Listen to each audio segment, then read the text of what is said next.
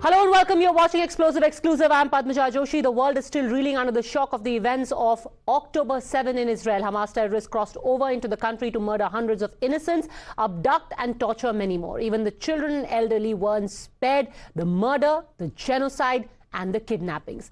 Israel has now gone all out in their war against terror, and the entire network supporting them as well. And in this fight, an Israeli media watchdog has made a stunning new claim.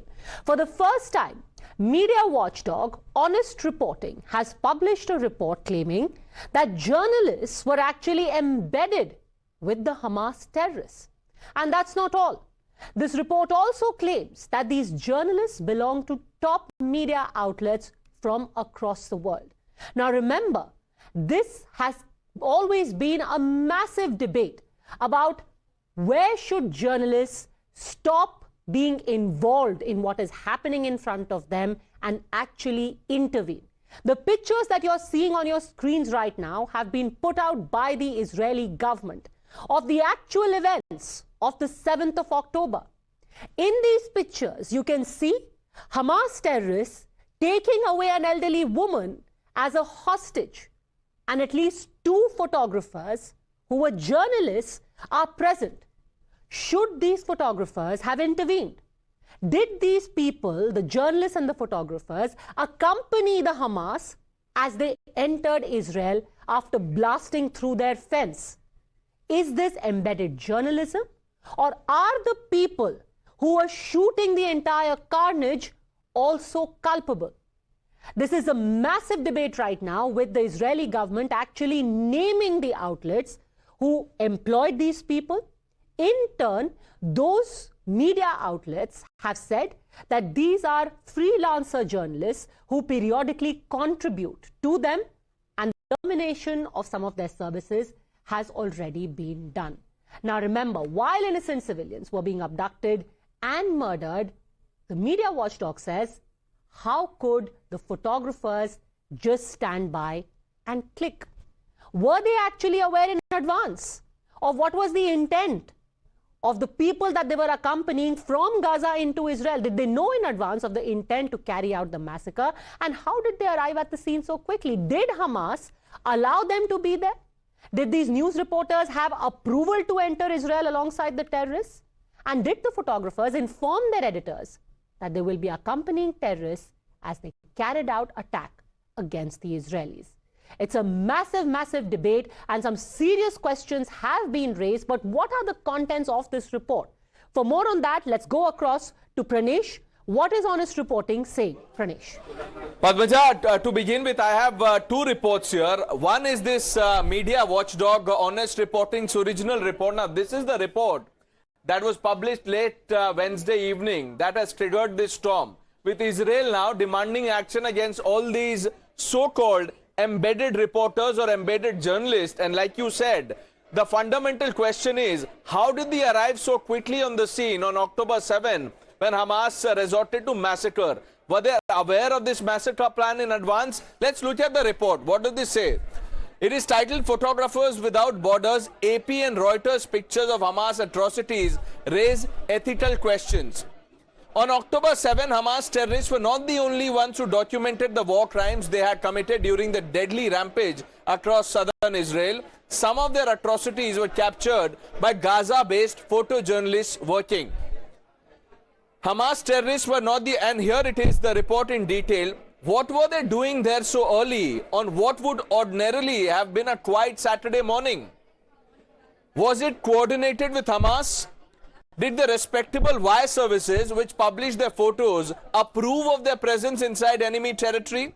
Together with the terrorist infiltrators, did the photojournalists who freelance for other media like CNN, New York Times, notify these outlets? Judging from the pictures of lynching, kidnapping and storming of Israeli kibbutz, it seems like the border has been breached not only physically but also journalistically. 4 names appear on AP's photo credits, and let's tell you the other perspective. This is a Jerusalem Post report, and this is basically summing up the reaction from Israel. Israel is now demanding action against these organization reporters, most of which have published a categorical denial, Padmaja. Thanks very much for getting us those details. It's a very well thought out response that has come from the Israeli government. They have actually picked up this report and asked questions of these media outlets. Thanks, Pranesh. Let me take that across to Ambassador Mark Regev. He's a senior advisor to the Israeli Prime Minister Benjamin Netanyahu. Thank you very much, Ambassador Regev, for joining us.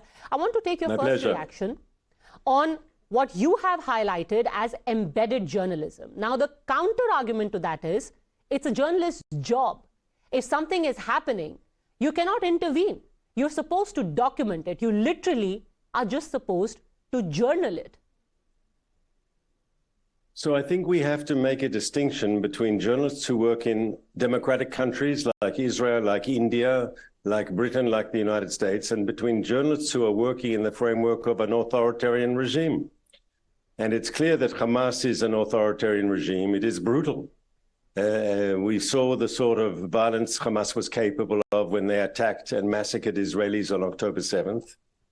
We saw the sort of horrific violence that they are capable of, the rapes, the beheadings, the burning of people alive, the shooting of the young concert goers in the field with machine guns.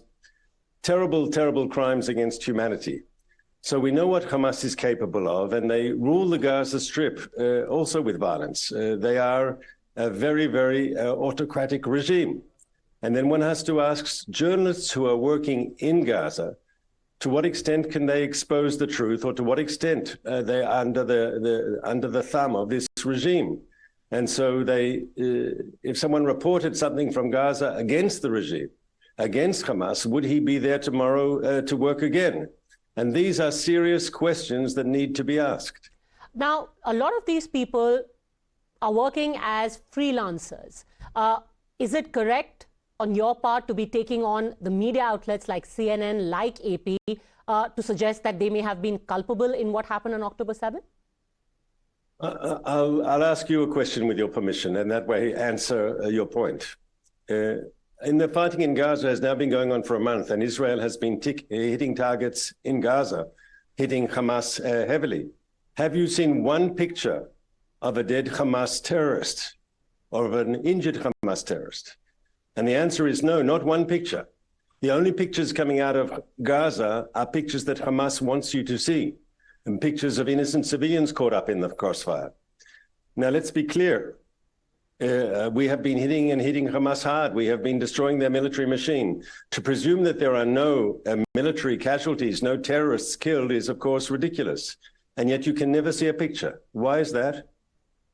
Ambassador Regev, I'm going to ask you straight away, is it your suggestion that the media houses like CNN, like AP, are hand in glove with the Hamas, that they are trying to cover up or at least whitewash or turn a blind eye to what Hamas is doing, and that they were hand in glove with the Hamas in what happened on October 7th? That they knew beforehand what was going to happen? Whenever one works as a press in an authoritarian regime, and in this case, a brutal authoritarian regime, one has to understand that there are limitations on reporting. If you walk down the street in New Delhi and you ask people questions, people can tell you what they think. If you walk down the street in Gaza and ask people questions with a camera, they cannot tell you what they think, because if they tell you they don't like Hamas, they will get into trouble and they will face retribution. And their families may also face retribution. This has to be understood. And if I'm a journalist living in Gaza, working under a Hamas regime, a brutal regime, it's clear that there are certain stories I do not talk about. It's clear that there are certain pictures I do not take. It's not about Palestinians specifically, about anyone who lives in an authoritarian regime. There are different rules for journalists in democracies, and there are rules very different for journalists who live in autocracies. But I'm not just talking about the journalists who are from Gaza or in Gaza. I'm also talking about the leadership of these outlets sitting in London, sitting in America. The Israeli government has actually been very strident in taking on the likes of the CNN and BBC. There is also a strain of thought that you are trying to shut down any criticism, including that coming from CNN, BBC, because they are asking you questions about 10,000 deaths in Gaza. First of all, no one's trying to shut down the free press. Israel is the only country in the Middle East with a free press. The idea that Israel is against the free press is frankly ridiculous. Our press is robustly free, just like the Indian press is free. We pride ourselves on freedom of speech in Israel, but that is not the case in many Middle Eastern countries, and it's definitely not the case in Gaza, where there is no independent press, where there is no media outlet that can criticize the Hamas leadership. They do not tolerate a free press. And my message to international news services is that they just have to be aware that people in Gaza providing them with stories are not free, unfortunately, to provide them with the full story. And I think that is a simple truth of working in an authoritarian regime. I want to ask you about the ground operations in Gaza now. Is it correct that the IDF is now closing in on Shifa Hospital, because earlier you have claimed that the Hamas has got its operational headquarters underground under the hospital? This is not something we claim. This is something we know for a fact, that Hamas has built a military command center under a hospital, and they've done so deliberately to use the hospital as a human shield. And from the hospital underneath, excuse me, there is a network of underground tunnels leading to command posts, leading to arms depots, leading to missile launch positions. One of the hostages who was released talked about a spider web of underground tunnels. And this is clear that Hamas has deliberately positioned itself under a hospital, a humanitarian site, so as to protect it. It's using civilians as a human shield. And you have to know, under the international rules of armed conflict, this is a war crime. Now, as far as your claim about the Hamad hospital, and there was a tunnel shaft which the IDF in a press conference referred to, I saw Admiral Hagari talking about it. Al Jazeera actually geolocated that alleged tunnel shaft and said it was nothing more than a water treatment plant, and it has existed from the time that the Hamad hospital was being built. They're saying that you are calling a simple water treatment plant a tunnel shaft as an excuse to bomb hospitals. I'm sorry, but this is just echoing Hamas propaganda. It's not true. And the truth is the people of Gaza themselves know that there is a Hamas site under their hospital. They know it too. They can't say it maybe because they fear Hamas's retribution, but they know it too. Everyone who's been living in Gaza has known about this. So if you say that these hospitals are either harboring or are sitting over a Hamas operation center, are you going to take over the hospitals? Are you going to send your troops into the hospitals?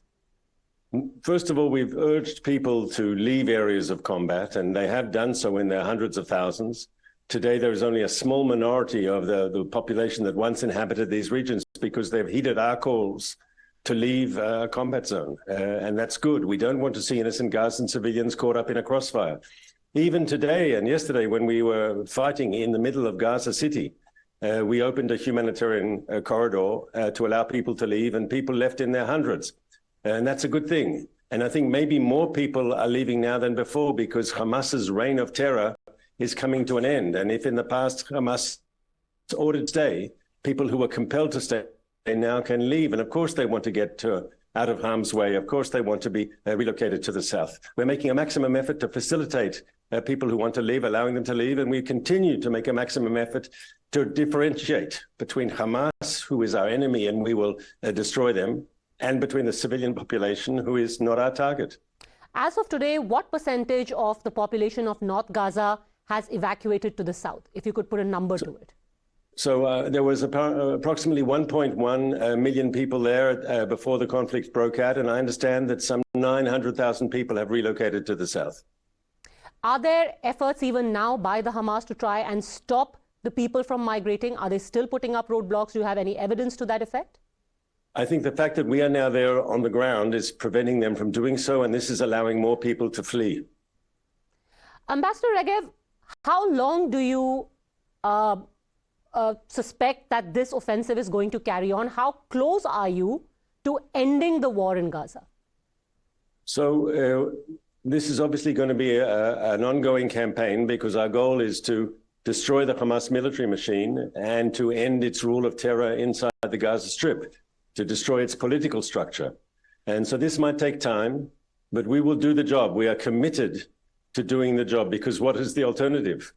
The alternative is to have on our border a terrorist enclave run by a fanatical extremist group capable of the most extreme violence. And you know, there were two quotes from Hamas leaders in the last few days. The spokesman for Hamas said yesterday that he is interested in a state of permanent war with Israel. Permanent war, his words, not mine. They're not interested in a ceasefire. They're not interested in living with us together in some sort of collaboration. No, they say permanent war. And a few days before that, the deputy leader of Hamas, in an interview on Lebanese television, said the atrocity of October 7th was good, and we will do it again and again and again. Given the power, they will continue to attack our civilians. And to be frank, we will not tolerate any longer a situation where terrorists will cross the border and come into our houses and murder our children in the middle of the night. This is totally unacceptable. We will not go back to October 7th. So a reality must be created in Gaza in which there is no longer a terrorist organization armed and capable of carrying out the sort of attacks, the sort of massacres that we experienced in October. Ambassador Mark Regev, thank you very much for speaking to us. Thank you for having me.